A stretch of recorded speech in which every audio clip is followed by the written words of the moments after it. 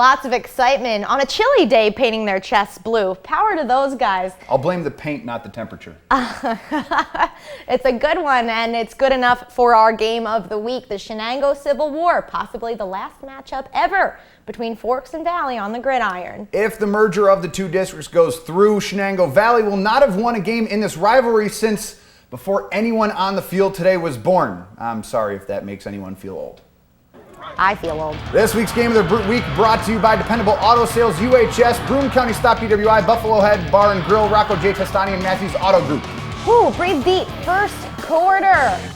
4 minutes in, no score, but that's going to change. Isaiah Zimmer takes this one down the side of the field, 27 yards for the touchdown. It's a 6-0 lead for the Blue Devils. And then on the final possession of the quarter, J.C. Sweeney, L.J. Watson, 16 yards for a first down, sets up good field position heading into the second quarter. Jeremy. And the Blue Devils capitalizing on that field position and the energy of the capacity crowd, playoff-like atmosphere. J.C. Sweeney going airborne to Andrew Ziegenfuss. And that's 24 yards for the score, and Ziggy's excited, make it 12-0, but the Warriors answer back. Brian Pert over the top to Gavin Ashman, gets the separation, and he's gone. 58 yards, and that erases the goose egg. It's a 5-point game. But Chenango Forks answers right back. Dylan Studer hunting down the camera guy from 22 yards out, takes out the pylon in the process, puts the Blue Devils up 20-7.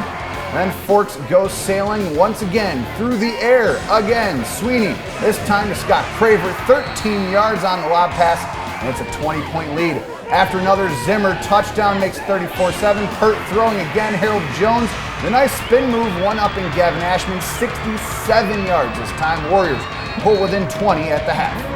But just too much for the Warriors to handle this afternoon. On the opening drive of the third quarter, Pert trying to go deep, but that one is picked off by L.J. Watson. He would leave the game with an injury a few plays later, though. Then Ryan Bronson with the 11-yard touchdown. It's 42-14 Forks. On the next drive, more trouble for the Warriors. Pert intercepted again, this time by James Hatwell.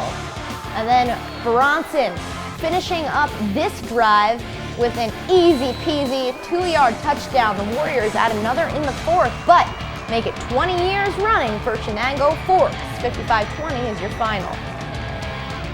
I'm here with Chenango Forks quarterback J.C. Sweeney and running back Isaiah Zimmer, fresh off a 55-20 win against rival Chenango Valley.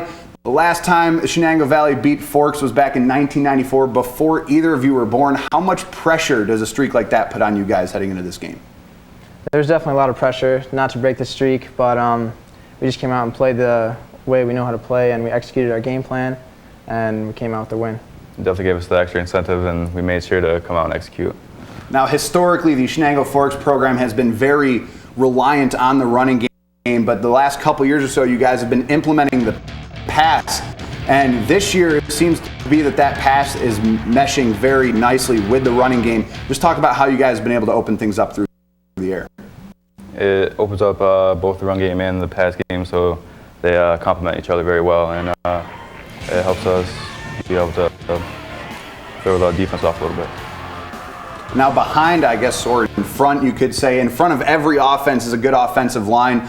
Your guys up front doing a great job both on the pass block and the run block. What does that able you guys to do on the offensive side of the game? They just do a great job making holes for Isaiah, holding the line, keeping the rush off me, and couldn't ask for a better line. Yeah, they do a great job, and I have a lot of faith in them. And my dad actually buys them KFC as an extra incentive for every game, so I think that gives them a little extra. Now, a capacity crowd on Saturday against the Warriors. What does having a full stadium like that do for you guys heading into the playoffs when you're going to be playing in front of bigger crowds like that? It helps our players get used to the noise, so that it's not the first time when we get into the playoffs, and they don't get nervous or anything. And a 30-point win against the Warriors heading into the playoffs, or heading into week 8 rather. You've already clinched the division. How do you avoid any kind of complacency going up against Whitney Point next week? We prepare hard every week. It doesn't matter who we're playing. So we're going to work hard this week and come out and play hard on Saturday. Yeah, and just like Coach says, fierce and finish, and we make sure our players do that every day. Chenango Forks Blue Devils looking to head back to the state championship game after a finals appearance last year. 20 straight wins against their rival, the Chenango Valley Warriors. Isaiah Zimmer and J.C. Sweeney joining me here on our Game of the Week. Let's take it over to the Coach's Corner. Thanks, Jeremy. I'm here with Chenango Forks head coach Dave Hogan on the heels of that 55-20 win. Coach, congratulations on beating Chenango Valley in what we call the Chenango Civil War here. Thank you very much. I'm very happy to be here. And this was just another big win for your team. The offense has been rolling, 69 points last week, 55 points this week. What has been clicking so well for you guys on offense? Well, we always talk about it starting up front, and no doubt about it, we got the best of CV up front. Those 7 guys up front blocking real well. Our backs are blocking real well, and of course, our quarterback's throwing the ball very well. JC and Isaiah's running very well as well. So it's a team effort, and it's been very nice. Now switching gears to the other side of the ball, this was actually the highest point total that you've given up this year, the 20 points. But in terms of the defense, the Warriors really only had a couple big plays against you guys. So what was the game plan, and do you feel like you executed it correctly? Yeah, I think for the most part, we did execute very well on defense. Those two big plays that you mentioned, we obviously we got to work on those. But we also knew that those 2 kids, they had some players that could make big plays.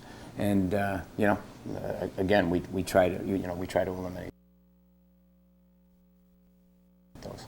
It's been close to 20 years since Chenango Valley has beaten Chenango Forks in this matchup. The last time the Warriors won, 1994.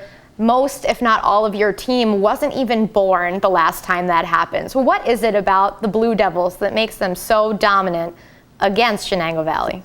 Well, I can think of several games during that span where it could have gone either way. So we certainly had some luck in a couple of those games, but at the same time, we always say, and it's true, it's the kids. I think they buy into what we're doing, and they work very, very hard during the season and in the off season.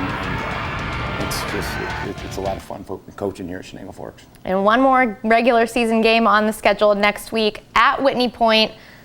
A team that is sort of fighting for position, not having the best year. You basically have the division locked up now. How do you avoid a letdown in the final week of the season and go in there strong against the Eagles next week? These kids are so mature, and I think they're going to enjoy this win for a couple days. But on Monday, there's no doubt in my mind that they're going to come ready to play, and they understand we're always trying to get better. And I don't think there's going to be a letdown. All right, Coach, thank you so much for joining us. Thank you. That's Chenango Forks head coach Dave Hogan on the heels of a big win over Chenango Valley. We'll be right back here on 4th and Goal.